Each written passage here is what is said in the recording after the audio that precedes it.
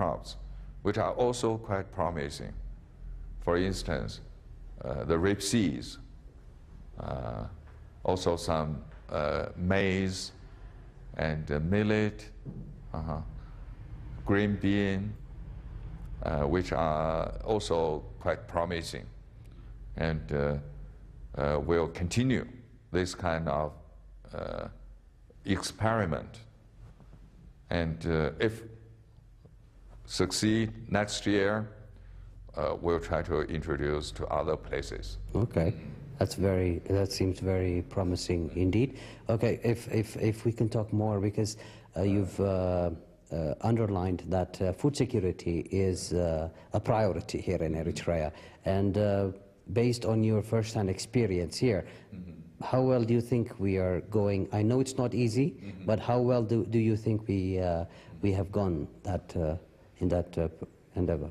I think we can enlarge our cooperation in several ways. For instance, technology. And both sides work together, try to find, a good seeds, either from China or from other parts of the world. And the way of cultivating. China is a big country for agriculture. We have various crops in the north, in the south, in the east, and in the west.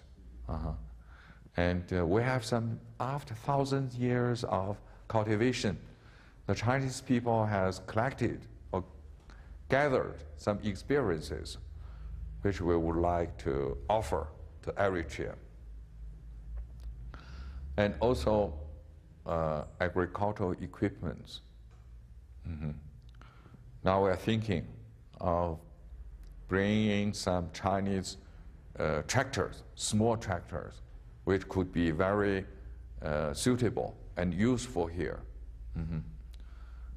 We have already, discussed it with the officials from the Ministry of Agriculture here to see whether it's possible. Early next year or by the end of this year, we can introduce some Chinese small tractors. If it's suitable here, the Chinese small tractor can be used in many ways, planting, collecting, and also for transportation. It might be useful here for Eritrean farmers. And if the project goes on well, we can, enlarge it too. Mr. Ambassador, to continue, I mean, the cooperation, the partnership cooperation that has been going on between Eritrea and China is not just restricted in the agriculture sector. I mean, it goes far beyond. If we can speak about the College of Arts and Social Science that has been recently inaugurated in Adgheh area. Can you tell me about that? Well, the college in Adgheh has been a big project by China to Eritrea. The project was for higher education. Higher education. A Chinese company from Shanxi, they worked very hard in Adgheh. And together with local people there, and together with Eritrean different departments, the project was carried out successfully. It was completed in time. And I think in June, we had the inauguration. And very soon, Eritrean students will study there and have their own career. And the project has shown that China's policy towards Eritrea is mutual respect and mutual benefit, and will do what Eritrean people need, will do what the Eritrean people want. This is the Chinese policy. The Chinese economic assistance to African, no preconditions, no political implications. We just do what the African people and African country want. In other words, it's no strings attached. No. Okay, all right. Mr. Ambassador, if we can go further, I mean, there has been exchange of people also in the human resource development of Eritrea. Can we talk about that? I mean, there has been scholarships offered by Chinese government for Eritrean people. I think the development of human resources is very important. As His Excellency President Isaias mentioned from time to time. Even if you have natural resources, but no human resources, you can do nothing. And we have two kinds of cooperation between China and Eritrea as far as human resources is concerned. First, we have a training program.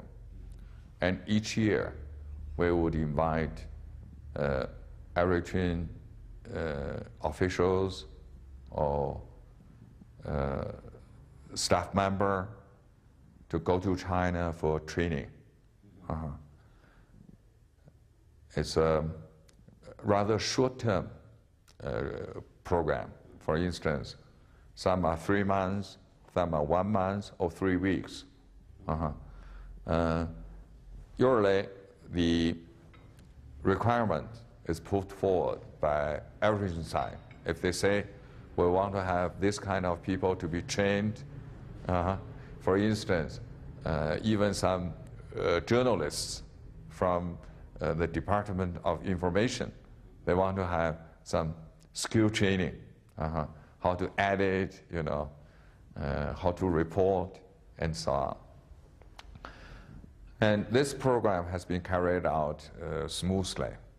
Up to now, we have more than 500 Eritreans trained through these short-term program in China in the past few years.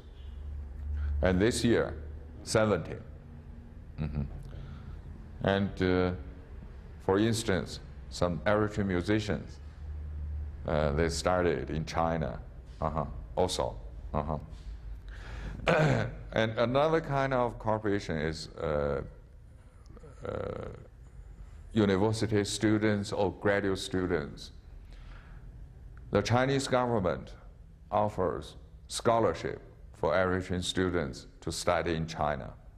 This is rather long, usually 2 or 3 years, some of them even longer. Last year, we had I think 39 Eritrean students study in China. And this year, for various reasons, it's more than 20. Most of them are in science, and some of them are in arts. Interesting. Okay. Mr. Ambassador, are there any other projects that are in the that are taking effect on the ground? Yes. There are a few more projects still under discussion.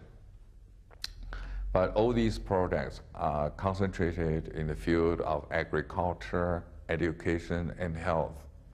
For instance, now we are preparing for another project, which is quite large. That is the second phase of Oral Hospital. Oral Hospital was built by a Chinese company, and it has been used for several years. Now, the Eritrean side want to enlarge it and have some maintenance. And the Chinese government already agreed. And now we got everything ready.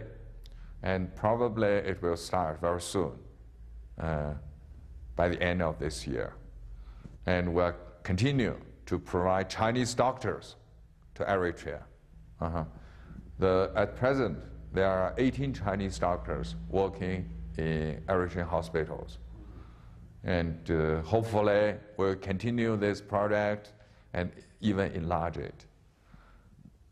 And we also have some Chinese volunteers here in various departments and organizations.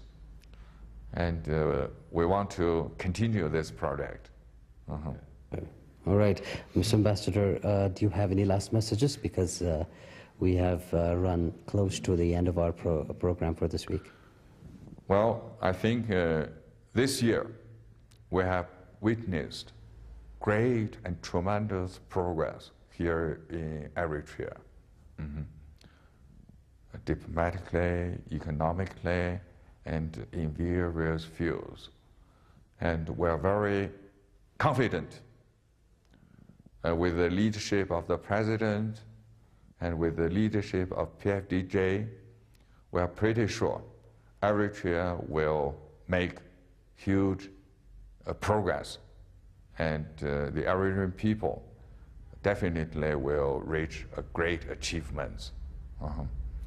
And during this process, China will try its best to help Eritrea in various fields. As the Chinese ambassador here, I myself will do my best to help Eritrea to promote the mutual understanding and the friendship between our two countries. And personally, I think in the coming 2 weeks, there will be a big jump forward of Eritrea in economy and also in social lives. We thank you for that, Mr. Ambassador. All right. Dear viewers, that wraps up this week's open mic. That was His Excellency Mr. Li Liangqiang, the ambassador of the PRC here in Eritrea. Again, Mr. Ambassador, we thank you for your time. Thank you. Thank you.